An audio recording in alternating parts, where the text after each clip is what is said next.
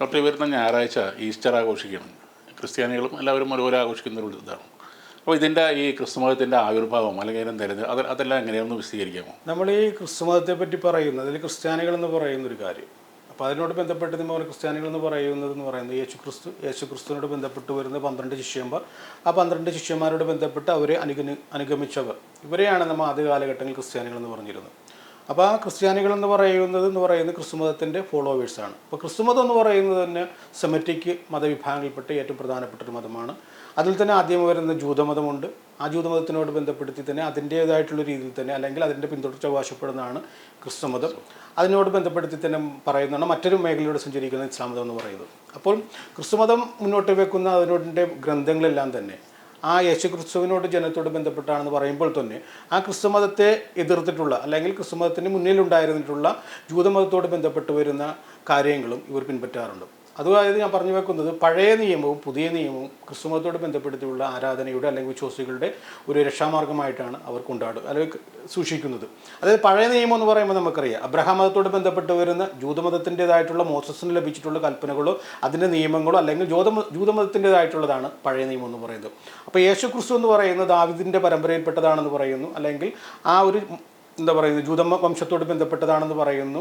അതിനോട് ബന്ധപ്പെട്ട് വരുന്ന ജൂതന്മാരുടെ നിയമങ്ങളെല്ലാം വെല്ലുവിളിച്ചുകൊണ്ട് കടന്നു വന്ന യേശുക്രിസ്തു, സമാധാനത്തിൻ്റെ ദൂതനായിട്ടായിട്ടുള്ള യേശുക്രിസ്തുവിനോട് ബന്ധപ്പെട്ട് വരുന്ന പുതിയ നിയമങ്ങളും ചേർത്ത് പിടിച്ചിട്ടാണ് ബൈബിളിനോട് ബന്ധപ്പെട്ട് വരുന്ന ക്രിസ്തുമത വിശ്വാസികൾ പോകുന്നത്. അപ്പോൾ ഇതെല്ലാം ഉണ്ടാകുന്നത് വേറൊരു കാലഘട്ടത്തിൽ അല്ലെങ്കിൽ വളരെ പുരാതനമായ ഒരു കാലഘട്ടത്തിലല്ല. ക്രിസ്തുമതത്തോട് ബന്ധപ്പെട്ട് വരുന്ന ഒത്തിരി ആശയങ്ങൾ നിലനിൽക്കുന്നുണ്ടായിരുന്നു. അതായത് ഈ പറയുന്ന പ്രദേശങ്ങൾ, അതായത് നമുക്കറിയാം ജെറുസലേമിനോട് ബന്ധപ്പെട്ടാകട്ടെ പാലസ്തീനോട് ബന്ധപ്പെട്ടാകട്ടെ, ഈ പറയുന്ന പ്രദേശങ്ങൾ എന്നൊക്കെ പറയുന്നത് ഏഷ്യയുടെ ഒരു പ്രദേശങ്ങളാണെന്ന് നമ്മൾ പറയുമ്പോൾ തന്നെ ലോകത്തിൻ്റെതായിട്ടുള്ള എല്ലാവിധ വൈജ്ഞാനിക മേഖലകൾ, അതുപോലെ തന്നെ ഭൗതികമായിട്ടുണ്ടാകുന്ന ചിന്താഗതികൾ, അല്ലെങ്കിൽ ഈ പറയുന്ന മതത്തോടോ അല്ലെങ്കിൽ ഇത്ര പറയുമ്പോൾ മനുഷ്യ സമൂഹത്തിൻ്റെ ഉണർവിൻ്റെ ഭാഗമായിട്ടുണ്ടാകുന്ന ഏതൊരു ആശയം രൂപപ്പെട്ടിട്ടുള്ളത് ഏറ്റവും പ്രധാനപ്പെട്ട ഇടമായിട്ട് നമുക്ക് കണക്കാക്കുന്ന മേഖലകളിലാണ് ക്രിസ്തുമതവും ജൂതമതവും ഇസ്ലാം മതവും ഉണ്ടായിട്ടുള്ളത്. അപ്പോൾ ഈ പറഞ്ഞ ഏഷ്യയുടെ ഭാഗങ്ങളിൽ ഉണ്ടായിരുന്ന ആ ഒരു ആശയം ക്രിസ്തുമതത്തോട് ബന്ധപ്പെട്ട് അല്ലെങ്കിൽ ക്രിസ്തുവിനോട് ബന്ധപ്പെട്ട് വരുന്ന ഒരു ആശയത്തെ രൂപീകരിച്ചുകൊണ്ട് അല്ലെങ്കിൽ അതിനോട് ബന്ധപ്പെട്ട് ജീവിച്ചിരുന്ന ഒത്തിരി ആളുകൾ ആദ്യ കാലഘട്ടങ്ങളുണ്ടായിരുന്നു. അപ്പോൾ അവരോട് ബന്ധപ്പെട്ട് അരിയനിസം എന്നൊക്കെ പറയുന്നൊരു മതമുണ്ടായിരുന്നു, മതങ്ങളോട് ബന്ധപ്പെട്ടവരുണ്ടായിരുന്നു. അങ്ങനെ ഒത്തിരി അവാന്തര വിഭാഗങ്ങളുണ്ടായിരുന്നു. അവരെല്ലാം അവരുടേതായിട്ടുള്ള രീതിയിലാണ് ക്രിസ്തുമതത്തെ അംഗീകരിച്ചു അല്ലെങ്കിൽ അതിനെ ഫോളോ ചെയ്ത് പോയിക്കൊണ്ടിരുന്നത്. അപ്പോൾ ഇത്തരം ഒരു മതം അല്ലെങ്കിൽ ക്രിസ്തുവിനോട് ബന്ധപ്പെട്ട് വരുന്നൊരു മതത്തെ അല്ലെങ്കിൽ ഏകീകരിക്കേണ്ടതുണ്ടെന്നൊരു ബോധം കടന്നു വരുന്നുണ്ട്. അത് കടന്നു വരുന്നത് റോമാ സാമ്രാജ്യത്തിൻ്റെ ഭാഗമായിട്ടുള്ള, അതായത് റോമിനോട് ബന്ധപ്പെട്ട് വരുന്ന റോമാ സാമ്രാജ്യത്തിൽ പിൻകാലത്ത് കിഴക്കൻ റോമാ സാമ്രാജ്യത്തിൽ, അതായത് ബൈസാൻഡയത്തിലേക്ക് കയറിയ കോൺസ്റ്റന്റൈൻ എന്ന് പറയുന്ന ഒരു ചക്രവർത്തിയുണ്ട്. ആ കോൺസ്റ്റന്റൈൻ എന്ന് പറയുന്ന ചക്രവർത്തി ഈ AD 325 നിഖ്യ എന്ന് പറയുന്നൊരു പ്രദേശത്ത് ഈ ക്രിസ്തുമതത്തോട് ബന്ധപ്പെട്ട് വരുന്ന അവാന്തര വിഭാഗങ്ങൾ അല്ലെങ്കിൽ അതിനോട് ബന്ധപ്പെട്ട് വരുന്ന ഏതെല്ലാം വിശ്വാസമുണ്ടോ ആ വിശ്വാസ സമൂഹത്തെല്ലാം വിളിച്ചു ചേർത്തുകൊണ്ട് ആദ്യത്തെ ഒരു സുനക്കദോസം നടത്തുകയാണ്. സുനക്കദോസം എന്ന് പറയുന്നത് നമുക്കറിയാം മതത്തിനിടയിൽ ഉണ്ടാകുന്ന ഈ തീർപ്പ് കൽപ്പിക്കലാണ്. അതായത് തർക്കങ്ങളെല്ലാം പരിഹരിക്കുന്നതിന് വേണ്ടി ഉണ്ടാകുന്ന ഒരു തീർപ്പ് കൽപ്പിക്കലാണ് സുനക്കദോസ് എന്ന് പറയുന്നത്. അപ്പോൾ 325 ആ സുനകദോസിൻ്റെ ഭാഗമായിട്ടാണ് ക്രിസ്തുമതം ഒരു ഏകീകരിക്കപ്പെടുന്ന ഒരു അവസ്ഥയിലേക്ക് മാറിയത്. അതായത് ഏതെല്ലാം ഒരു ആശയമാണ് ക്രിസ്തുമതം പുലർത്തേണ്ടത്, ഏതെല്ലാം ആശയമാണ് ക്രിസ്തുമതം പിൻപറ്റാതിരിക്കേണ്ടത് അല്ലെങ്കിൽ ഉപേക്ഷിക്കേണ്ടത് എന്നുള്ള ഒരു കാഴ്ചപ്പാട് അവിടെ ഉണ്ടാകുന്നു. അതിൻ്റെ ഭാഗമായിട്ടാണ് ഇന്ന് നമ്മൾ കാണുന്ന രീതിയിലുള്ള ക്രിസ്തുമതം രൂപീകരിക്കപ്പെടുന്നു. അപ്പോൾ കോൺസ്റ്റന്റ് എന്ന് പറയുന്ന ഒരു ചക്രവർത്തിയാണ് ക്രിസ്തുമതം അതിനെ ഒരു അടിസ്ഥാന മതമായിട്ട് ഈ രാജ്യത്തിൻ്റെ മതമായിട്ട് ആദ്യമായിട്ട് അംഗീകരിക്കുന്നു. അതുപോലെ തന്നെ അതിനൊരു രൂപഘടന ഉണ്ടാക്കിയിട്ടുള്ളതും ഈ പറയുന്ന കോൺസ്റ്റന്റ് ചക്രവർത്തിയാണ്. അപ്പോൾ അത് ഈ പറയുന്ന 330 ബന്ധപ്പെടുത്തി നമുക്ക് കണക്കാക്കാൻ പറ്റും. അപ്പോൾ അതിനേക്കാൾ ഒത്തിരി വർഷങ്ങൾ കഴിഞ്ഞതിന് ശേഷമാണ് 385 മാത്രമാണ് ഇന്ന് നമ്മൾ കണക്കാക്കുന്ന ഈ കത്തോലിക്ക മതത്തിൻ്റെ ഏറ്റവും ഈറ്റില്ലമായിട്ടുള്ള റോമിൽ പോലും അതിൻ്റെ ഔദ്യോഗിക മതമായിട്ട് സ്വീകരിക്കപ്പെടുന്നത്. അപ്പോൾ നമ്മൾ പറഞ്ഞു വെക്കുന്നത് ക്രിസ്തുമതത്തിൻ്റെ രൂപീകരണത്തോട് ബന്ധപ്പെട്ട് വരുന്ന ഒത്തിരി ആശയങ്ങൾ നിലനിന്നിട്ടുണ്ട്. അപ്പോൾ അതിനോട് ബന്ധപ്പെടുത്തി മനസ്സിലാക്കേണ്ടത് റോമെന്ന് പറയുന്ന ഒരു പ്രദേശത്തിനോട് ബന്ധപ്പെടുത്തിയുണ്ടാകുന്ന ഒരു ആരാധനക്രമം 385 ക്രിസ്തുമതത്തെ അവർ സ്വീകരിച്ചെന്ന് പറയുമ്പോൾ തന്നെ അതിനു മുമ്പ് റോം എന്ന് പറയുന്ന ഒരു അജയശക്തിയായിട്ട് മാറിയിട്ടുണ്ട്. കാരണം യേശുക്രിസ്തു ഉണ്ടായിരുന്നു പറഞ്ഞ ജുദിയ അല്ലെങ്കിൽ അതിനോട് ബന്ധപ്പെട്ട് വരുന്ന പാലസ്തീൻ്റെ പ്രദേശങ്ങളെല്ലാം തന്നെ ഈ റോമാ സാമ്രാജ്യത്തിന് കീഴിലുണ്ടാകുന്ന പ്രദേശങ്ങളായിരുന്നു. അപ്പോൾ യേശുക്രിസ്തുവിൻ്റെ ജനനത്തിന് മുമ്പ് തന്നെ ഈ റോമാ സാമ്രാജ്യം എന്ന് പറയുന്ന ഒരു വിഭാഗം എന്ന് പറയുന്നത് അവരുടേതായിട്ടുള്ള മതപരമായ കാഴ്ചപ്പാടിലൂടെ മുന്നോട്ട് പോവുകയായിരുന്നു. അപ്പോൾ അവരുടെ മതം എന്തായിരുന്നു? കാരണം റോമാ സാമ്രാജ്യം ക്രിസ്തുവിന് ശേഷം മാത്രമേ ക്രിസ്തുമതം സ്വീകരിക്കാൻ സാഹചര്യമുള്ളൂ. അപ്പോൾ ക്രിസ്തുവിന് മുമ്പുള്ള റോമാ സാമ്രാജ്യത്തിൻ്റെ മതം എന്ന് പറയുന്നത് എന്തായിരുന്നു എന്ന് നമ്മൾ ചിന്തിക്കേണ്ടതുണ്ട്. അവിടെയാണ് റോമാ സാമ്രാജ്യത്തിൻ്റെ മതം അല്ലെങ്കിൽ റോമാ സാമ്രാജ്യത്തിൻ്റെ ആരാധന കഥാപാത്രം എന്ന് പറയുന്നത് മിത്ര ദേവൻ എന്ന് പറയുന്ന സൂര്യനായിരുന്നു.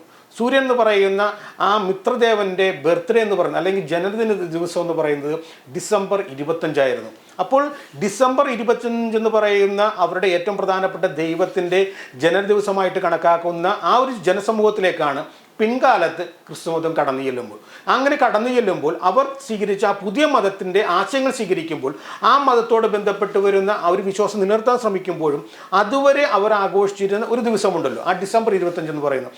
ആ 25 യേശു ക്രിസ്തുവിൻ്റെ ജനന ദിവസമായിട്ട് ഇവർ കൊണ്ടാടാൻ തുടങ്ങിയാണ്. അവിടെയാണ് യേശു ക്രിസ്തുവിൻ്റെ ജനനമെന്ന് പറയുന്നത് ഡിസംബർ 25 എന്ന് പറയുന്ന ഒരു ദിവസമായിട്ട് നമ്മൾ കണക്കാക്കാൻ തുടങ്ങുന്നത്. സെക്സ്റ്റസ് ആഫ്രിക്കാനസ് എന്ന് പറയുന്ന ഒരു പ്രീസ്റ്റാണ് ആദ്യമായിട്ട് യേശു ക്രിസ്തു ഡിസംബർ 25 ജനിച്ചതെന്ന് പറയുന്നത്. അപ്പോൾ യേശു ക്രിസ്തുവിൻ്റെ ജനം എന്ന് പറയുന്ന മിത്രദേവൻ്റെ ഒരു ബർത്ത്ഡേയോട് ബന്ധപ്പെട്ട് വരുന്നതിൻ്റെ കടംകൊള്ളലാണെന്ന് പറയുമ്പോഴും ഈ മിത്രദേവൻ എന്ന് പറയുന്ന ഒരു ആശയത്തോട് ബന്ധപ്പെട്ട് വരുന്ന സൂര്യാരാധന ഈ പറയുന്ന റോമിലല്ല രൂപപ്പെട്ടതെന്ന് മനസ്സിലാക്കാം. അതായത് റോമിനോടൊക്കെ ബന്ധപ്പെട്ട് വരുന്ന ഒരു ആശയം ഉണ്ടാകുന്നതിന് മുമ്പ് തന്നെ ഈജിപ്തിനോട് ബന്ധപ്പെട്ട് വരുന്ന ഫറവോമാരെ പറ്റി പറയുന്നുണ്ട്. ആ ഫറവോമാരുടെ ഏറ്റവും പ്രധാനപ്പെട്ട ഒരാളായിരുന്നു അമൻഹോട്ടപ്പ് എന്ന് പറയുന്ന ഒരാളുണ്ട്. ആ അമൻഹോട്ടപ്പും അദ്ദേഹത്തിൻ്റെ ഭാര്യയായിട്ടുള്ള ഫെർട്ടിറ്റിറ്റി എന്ന് പറയുന്ന ആ രാജ്ഞിയും ചേർന്നുകൊണ്ട് പുതിയൊരു ആശയം ഉണ്ടാക്കുകയാണ്. ആ ആശയത്തിൻ്റെ ഭാഗമായിട്ടാണ് ഈ പറയുന്ന ആത്തോൻ എന്ന് പറയുന്ന ഒരു ദൈവത്തെ അവരുടെ മതമായിട്ട് അല്ലെങ്കിൽ മതത്തിൻ്റെ ദൈവമായിട്ട് സ്വീകരിക്കുന്നത്. അങ്ങനെ ഈജിപ്തിൻ്റെ ഏറ്റവും പ്രധാനപ്പെട്ട ഏകദൈവം, അതായത് ലോകത്താദ്യമായിട്ട് ഏകദൈവ വിശ്വാസത്തിൻ്റെ ഒരു ദൈവമായിട്ട് വരുന്നത് ആത്തോൻ എന്ന് പറയുന്ന സൂര്യനാണ്. അപ്പോൾ ആ സൂര്യനെ സ്റ്റേറ്റിൻ്റെ അല്ലെങ്കിൽ ഈജിപ്തിനോട് ബന്ധപ്പെട്ട് വരുന്ന ആ രാജ്യത്തിൻ്റെ ഏറ്റവും പ്രധാനപ്പെട്ട അല്ലെങ്കിൽ ഒരു ദൈവമായിട്ട് വാഴിക്കുന്നു. അതിൻ്റെ ഭാഗമായിട്ട് മറ്റ് ദൈവങ്ങളുടെ എല്ലാം നിലനിൽപ്പിനെ ഇവരില്ലായ്മ ചെയ്യുകയാണ്. അപ്പോൾ ആ അമൻഹോട്ടപ്പ് എന്ന് പറയുന്ന ഒരാൾ പിൻകാലത്ത് അദ്ദേഹത്തിൻ്റെ പേര് പോലും മാറ്റുന്നുണ്ട്.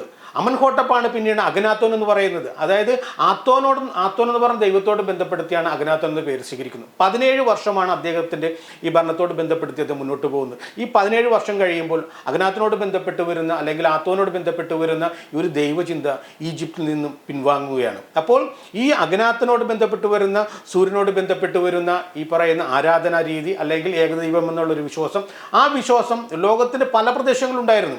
അതിൻ്റെ ഭാഗമായിട്ടാണ് റോമിലേക്ക് എത്തിയത്. അപ്പോൾ ഈ സൂര്യൻ എന്ന് പറയുന്നത് ഇവർ മനസ്സിലാക്കുന്നുണ്ടെങ്കിൽ ലോകത്ത് എല്ലായിടത്തും ഒരുപോലെ എത്തുന്ന ഒരു ദൈവം, അങ്ങനെയാണ് പറയുന്നത്. കാരണം സൂര്യൻ്റെ കിരണങ്ങൾ എല്ലാ പ്രദേശത്തും എല്ലായ്പ്പോഴും എത്തുന്നുണ്ട്. അതുകൊണ്ട് തന്നെ എല്ലാ ജനങ്ങൾക്കും സ്വീകാര്യമായ അല്ലെങ്കിൽ എല്ലാ ജനങ്ങൾക്കും എവിടെ നിന്നും ദർശിക്കാൻ കഴിയുന്ന ഒരു ദൈവം എന്ന് പറയുന്ന ലോകത്ത് ഉള്ളത് ആദ്യത്തെ ദൈവം എന്ന് പറയുന്നത് ഈ പറയുന്ന സൂര്യനാണെന്ന് പറഞ്ഞു. ആ സൂര്യനോട് ബന്ധപ്പെടുത്തിയാണ് യേശു ക്രിസ്തുവിൻ്റെ ജനനദിന ദിവസം കണക്കാക്കുന്നത്. അപ്പോഴും ഈ യേശു ക്രിസ്തുവിൻ്റെ ജനദിവസം കണക്കാക്കുമ്പോൾ നമ്മൾ ഒരു കാര്യം മനസ്സിലാക്കേണ്ടത്, എന്നാണ് യേശു ക്രിസ്തു ജനിച്ചതെന്ന് ബൈബിളിൽ ഒരിടത്തും പറഞ്ഞിട്ടില്ല. അതായത് ചരിത്ര ഗ്രന്ഥങ്ങളിൽ ഒരിടത്തും തന്നെ യേശു ക്രിസ്തുവിൻ്റെ ജനനത്തെക്കുറിച്ച് കൃത്യമായിട്ട് പറഞ്ഞിട്ടില്ല. കാരണം യേശു ക്രിസ്തു എന്ന് പറയുന്ന ഒരാളെക്കുറിച്ച് പറയുമ്പോൾ ഇന്നും നമ്മൾ അതിൻ്റെ ചരിത്രത്തോട് ബന്ധപ്പെടുത്തിയോ അല്ലെങ്കിൽ അതിൻ്റെ വിവരങ്ങൾ തേടി പോകുമ്പോൾ BC 4 അല്ലെങ്കിൽ BC 5 എന്ന് പറയുന്ന ഒരു ദിവസമാണ് നമുക്ക് കിട്ടുന്നത്. അതായത് യേശു ക്രിസ്തു എന്ന് പറയുന്ന ഒരാളുടെ ജനനത്തോട് ബന്ധപ്പെടുത്തി ഒത്തിരി കെട്ടുകഥകൾ അല്ലെങ്കിൽ മിത്തെല്ലാം കടന്നു വന്നിട്ടുണ്ട്. അതിൻ്റെ ഭാഗമായിട്ടാണ് യേശു ക്രിസ്തുവിനോട് ബന്ധപ്പെട്ട് വരുന്ന ഈ ഒരു സമ്പ്രദായം നിലനിൽക്കുന്നത്. നമുക്കറിയാം AD എന്ന് പറയുന്നത് BC എന്ന് പറയുന്നത്. അപ്പോൾ AD BC എന്ന് പറയുന്ന ഒരു കാര്യം തന്നെ യേശു ക്രിസ്തുവിന് മുമ്പുണ്ടാവുന്നത് BCയും യേശു ക്രിസ്തുവിൻ്റെ ജനനത്തിന് ശേഷം ഉണ്ടാകുന്ന വർഷങ്ങളോ ദിവസങ്ങളോ എല്ലാം തന്നെ AD യുമായിട്ടാണ് കണക്കാക്കുന്നത്. അപ്പോൾ യേശു ക്രിസ്തു എന്ന് പറയുന്ന ഒരാളെ കേന്ദ്രീകരിച്ചുകൊണ്ട് ഒരു ഇറ അല്ലെങ്കിൽ ഒരു യുഗം എന്ന് പറയുന്ന ക്രിസ്തു മതത്തിൻ്റെ സംഭാവനയാണ്. അപ്പോൾ ആ ക്രിസ്തുമതത്തോട് ബന്ധപ്പെട്ട് വരുന്ന സംഭാവന ഉണ്ടാകുന്നതിന് മുമ്പ് തന്നെ ലോകത്ത് പല ഇറകളും നിലനിന്നിട്ടുണ്ട്. നമുക്കറിയാം കോൺസ്റ്റാന്റിനോപ്പിൾ എന്ന് പറയുന്ന ഒരു പ്രദേശം രൂപീകരിച്ചപ്പോൾ കോൺസ്റ്റാന്റിനോപ്പിൾ ഇറ ഉണ്ടായിട്ടുണ്ട്. അലക്സാണ്ട്രിയ ഉണ്ടാക്കി കഴിഞ്ഞപ്പോൾ അലക്സാണ്ട്രിയയോട് ബന്ധപ്പെട്ട് വരുന്ന ഇറ ഉണ്ടാക്കിയിട്ടുണ്ട്. അങ്ങനെ അതുപോലെ നമുക്ക് ഇന്ത്യയിലെ അറിയാം. ഇന്ത്യയിൽ എന്ന് പറഞ്ഞാൽ യുധിഷ്ഠിരനോട് ബന്ധപ്പെട്ട് വരുന്ന യുധിഷ്ഠിര ഇറയുണ്ട്. അതുപോലെ തന്നെ കൊല്ലം ഇറയെ പറ്റി കേട്ടിട്ടുണ്ട്. അതുപോലെ തന്നെ നമ്മൾ മനസ്സിലാക്കേണ്ടത് ഈജിപ്തിനോട് ബന്ധപ്പെടുത്തി അല്ലെങ്കിൽ റോമിനോടെല്ലാം ബന്ധപ്പെടുത്തി അല്ലെങ്കിൽ യേശുക്രിസ്തുവിൻ്റെ ഒരു കാലഘട്ടത്തോട് ബന്ധപ്പെടുത്തി നമ്മൾ ചിന്തിക്കും ഏറ്റവും പ്രശസ്തമായ അല്ലെങ്കിൽ ആ കാലഘട്ടത്തിൽ പ്രചാരത്തിലുണ്ടായിരുന്ന ഒരു കാലഘട്ടമായിരുന്നു ക്രിയേഷൻ ഇറ ഓഫ് റോം എന്ന് പറയുന്ന ഒരു കാലഘട്ടമുണ്ട്. അത് അർബെ കോണ്ടിറ്റ എന്നാണ് പറയുന്നത്, AUC എന്നാണ് പറയുന്നത്. അപ്പോൾ ഈ പറയുന്ന റോം ഉണ്ടായതിനു ശേഷം 753 വർഷങ്ങൾ കഴിഞ്ഞപ്പോൾ യേശു ക്രിസ്തു ജനിച്ചു എന്നുള്ളൊരു താല്പര്യപൂർവ്വം യേശു ക്രിസ്തുവിൻ്റെ ജനന ദിവസം, അതായത് AUC റോം ഉണ്ടായതിനു ശേഷം 753 വർഷങ്ങൾ കഴിഞ്ഞപ്പോൾ യേശു ഉണ്ടായിരുന്ന ഒരു താല്പര്യമാണ് ക്രൈസ്തവ ലോകം മുന്നോട്ട് വെക്കുന്നത്. അതായത് AD യുടെ തുടക്കം എന്ന് പറഞ്ഞ് 753 പറയുന്നത്. അങ്ങനെ പോകുന്ന ഒരു കാലഘട്ടം കഴിയുന്നു. പിന്നീടൊരു കാലഘട്ടം കഴിയുമ്പോൾ മനസ്സിലാക്കുകയാണ്. കാരണം എന്താണ്, 753 എന്ന് പറയുന്ന ഒരു കാലഘട്ടം, ആ 753 ഒരു പ്രത്യേകത ഉണ്ട്. കാരണം ഫെറോദോസ് എന്ന് പറയുന്ന രാജാവിനെ പറ്റി ബൈബിളിൽ പറയുന്നുണ്ട്. ആ ഫെറോദോസ് എന്ന് പറയുന്ന രാജാവിനെ ജീവിച്ചിരിക്കുന്ന സമയത്ത് യേശുക്രിസ്തു 2 വയസ്സാണ് കാണിക്കുന്നത്. ഈ കണക്കനുസരിച്ച്, അതായത് AD 1 എന്ന് പറയുന്ന ഒരു കണക്കനുസരിച്ച്, അല്ലെങ്കിൽ യേശുക്രിസ്തു ജനിച്ചു എന്ന് പറയുന്ന ഈ കണക്കനുസരിച്ച്, അതായത് 753 AUC എന്ന് പറയുന്നൊരു കണക്കനുസരിച്ച് ഫെറോദോസ് ജീവിച്ചിരിക്കാനുള്ള സാഹചര്യമില്ല. അപ്പോൾ ഫെറോദോസിനെ പറ്റി ബൈബിളിൽ പറയുന്നത് കൊണ്ട് തന്നെ ഫെറോദോസിൻ്റെ ചരിത്രത്തിൽ മാറ്റം വരുത്താൻ പറ്റില്ല. അപ്പോൾ കത്തോലിക്ക മതത്തോട് ബന്ധപ്പെട്ട് വരുന്ന, അല്ലെങ്കിൽ ക്രിസ്തു മതത്തോട് ബന്ധപ്പെട്ട് വരുന്ന സമൂഹം, പണ്ഡിത സമൂഹം ചിന്തിക്കുകയാണ്, അവിടെ മാറ്റം വരുത്താൻ പറ്റുന്നത് യേശു ക്രിസ്തുവിനോട് ബന്ധപ്പെട്ട് വരുന്ന ജനന രീതിയിലാണ്. കാരണം യേശു ക്രിസ്തുവിൻ്റെ ജനനത്തെക്കുറിച്ച് ഒരിടത്തും പറഞ്ഞിട്ടില്ലാത്തത് കൊണ്ട് യേശുവിൻ്റെ ജനിച്ചു എന്ന് പറയുന്ന ഒരു പോയിന്റിൽ നിന്നും, ഒരു ദിവസത്തിൽ നിന്നും 4 വർഷങ്ങൾ പിന്നോട്ട് വലിക്കുമ്പോൾ ബൈബിളിലെ ഫെറോദോസിനോട് ബന്ധപ്പെട്ട് വരുന്ന കഥയ്ക്ക് മാറ്റമുണ്ടാകുന്നില്ല. അതോടൊപ്പം തന്നെ യേശു ക്രിസ്തു ജനിച്ചെന്ന് പറയുന്നത് BC 4 BC 5 ആയി ഇപ്പോഴും നിലനിന്ന് പോരുകയാണ്. ഇതാണ് യേശു ക്രിസ്തുവിനോട് ബന്ധപ്പെട്ട് വരുന്ന, ക്രിസ്ത്യാനികളോട് ബന്ധപ്പെട്ട് വരുന്ന അതിൻ്റെ ഏറ്റവും പ്രധാനപ്പെട്ട, ഏറ്റവും വിമർശന ബുദ്ധിയോടെ ലോകം ഇന്നും ചർച്ച ചെയ്യുന്നൊരു കാര്യം.